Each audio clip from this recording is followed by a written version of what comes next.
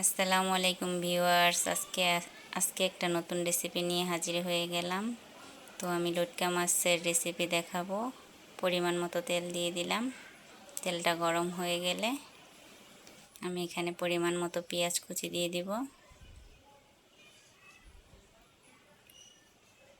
তো আমি পেঁয়াজ কুচি দিয়ে দিলাম। এটাকে ভালো করে ভেজে নিব।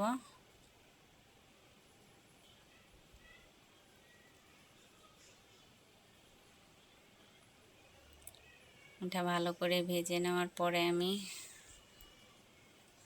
তারপরে ময় মশলা সব কিছু দেবো। এখানে আমি একটু পরিমাণ মতো লবণ দিয়ে দিলাম।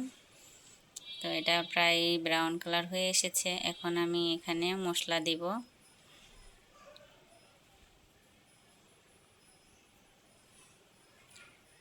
আদা রসুন বাটা দিয়ে দিলাম এখানে 1 চামচের মতো।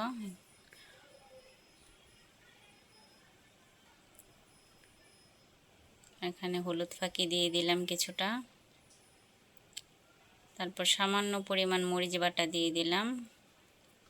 এখন একসাথে ভালো করে মিশিয়ে নিব।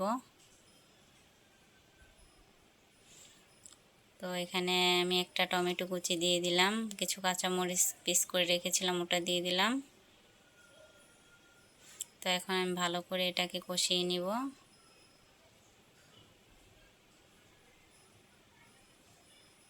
এখানে সামান্য পরিমাণ পানি দিয়ে দিব। ভালো করে কষিয়ে নিব। এখন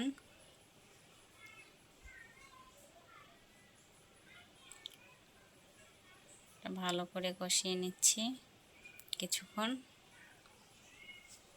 এখানে ভালো করে এটা কষানো হয়ে গেছে। এখন আমি মাছগুলো দিয়ে দিব। মাছটা ভালো করে কষিয়ে নিব।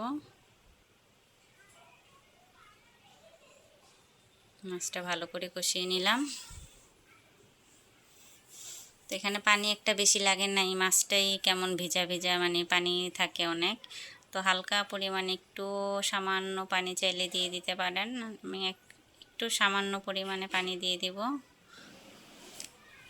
আমার রান্নাটা প্রায় ভালো করে কষিয়ে নিলাম। এখন সামান্য পরিমাণে পানি দিয়ে দিব। এই মাছে বেশি পানি লাগে না অবশ্য, হালকা পানি দিলেই হয়ে যায়, কারণ এই মাছটা এমনিতেই খুবই। তো হালকা একটু পানি দিয়ে দিলাম।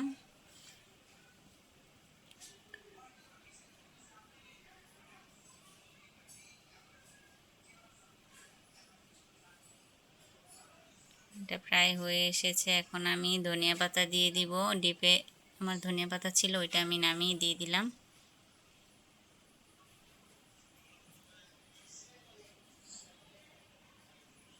এটা প্রায় হয়ে এসেছে।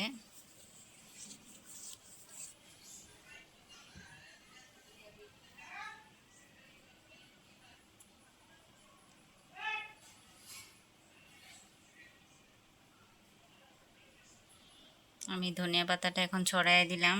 এটা ভালো করে মিক্স করে দিলাম।